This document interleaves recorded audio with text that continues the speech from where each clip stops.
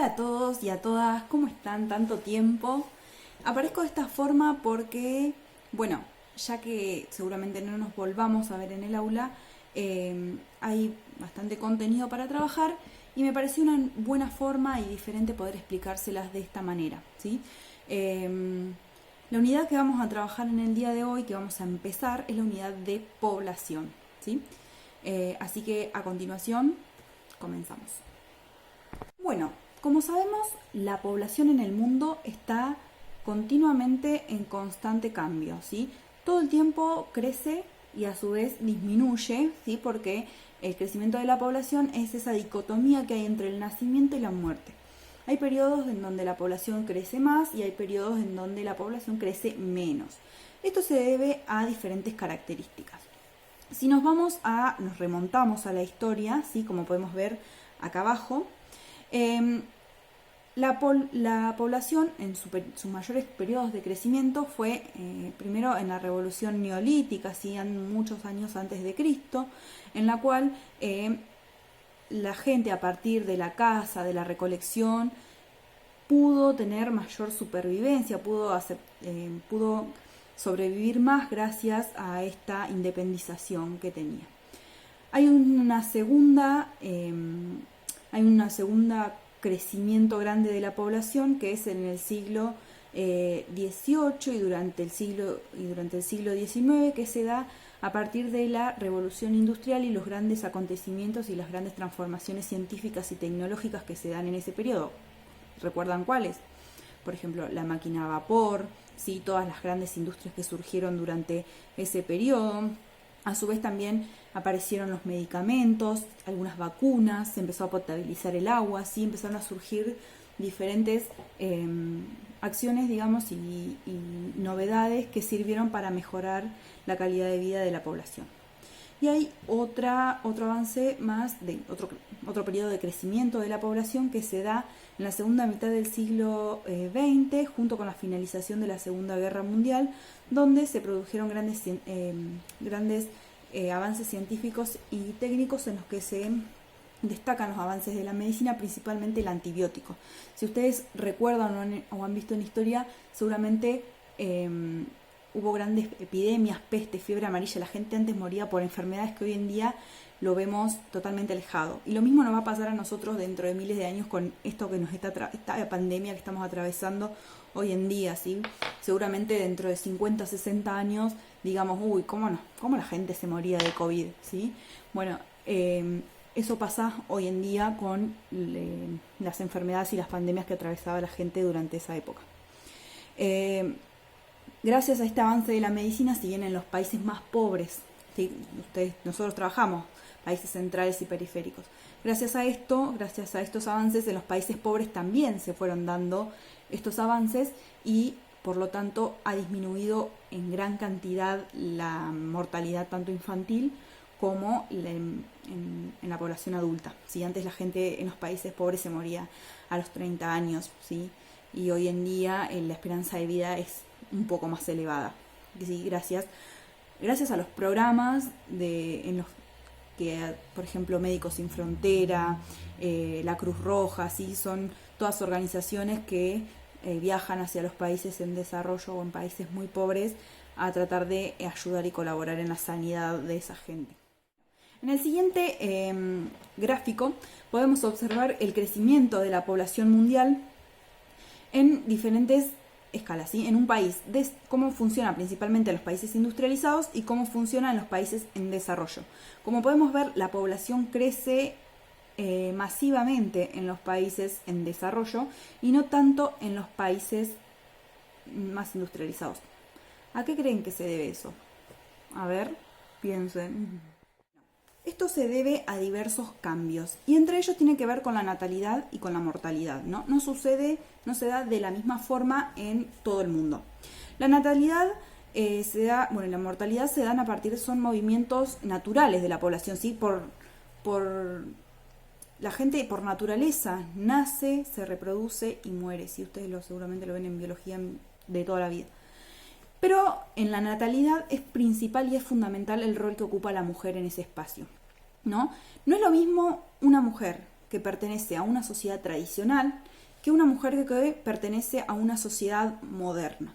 Si hablamos de sociedades tradicionales, tal vez nos vamos a sociedades más antiguas o a nuestra misma sociedad hace 30, 40, 50, 60 años atrás, o si no, hoy en día también a las sociedades un poco más envejecidas o las sociedades un poco más pobres, más humildes. ¿A qué me refiero con esto? Las mujeres en las sociedades más pobres, ¿sí?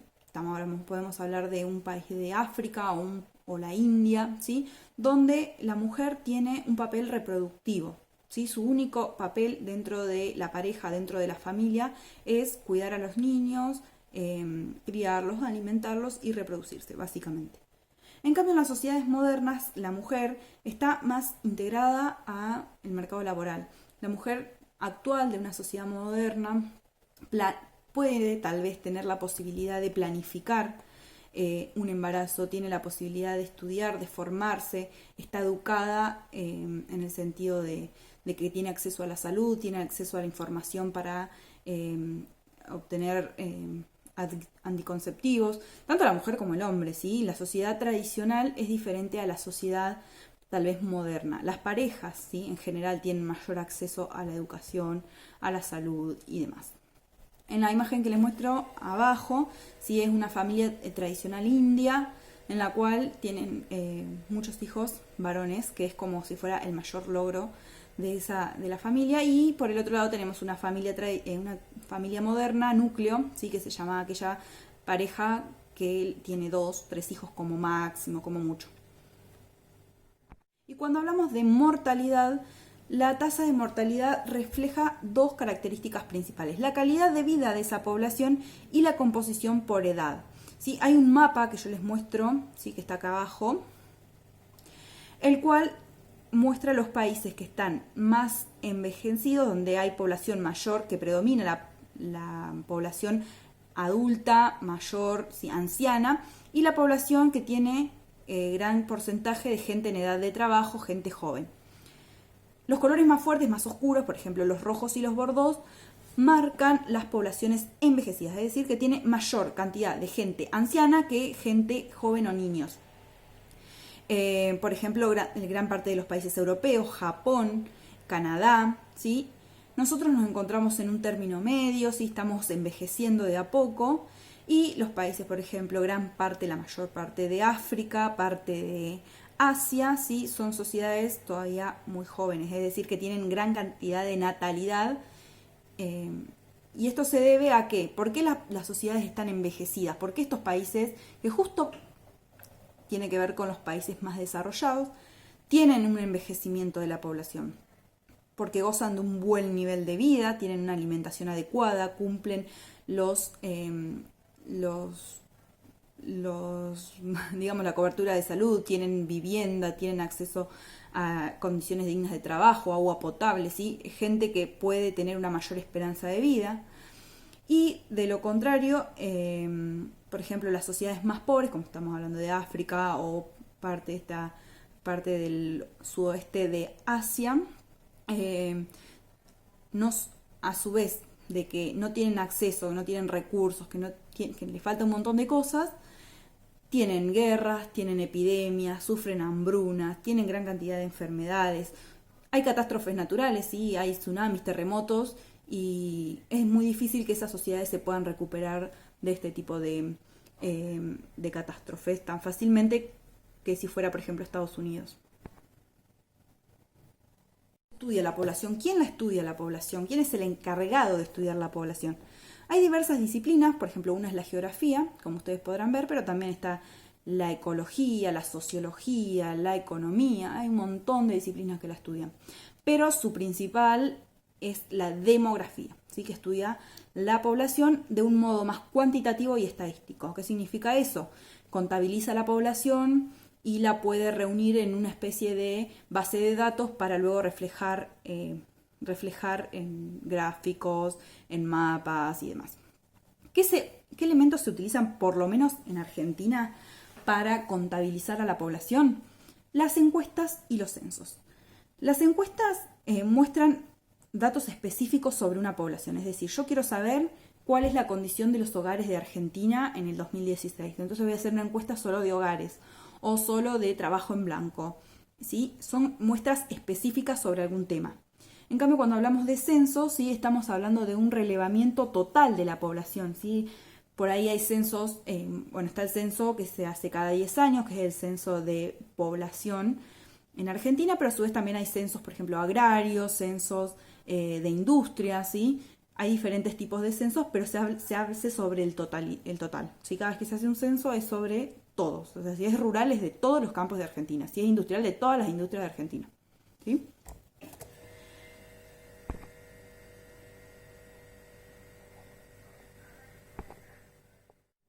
Bueno, el encargado de realizar los censos y gran parte de las encuestas en nuestro país es el INDEC, el Instituto Nacional de Estadísticas y Censos.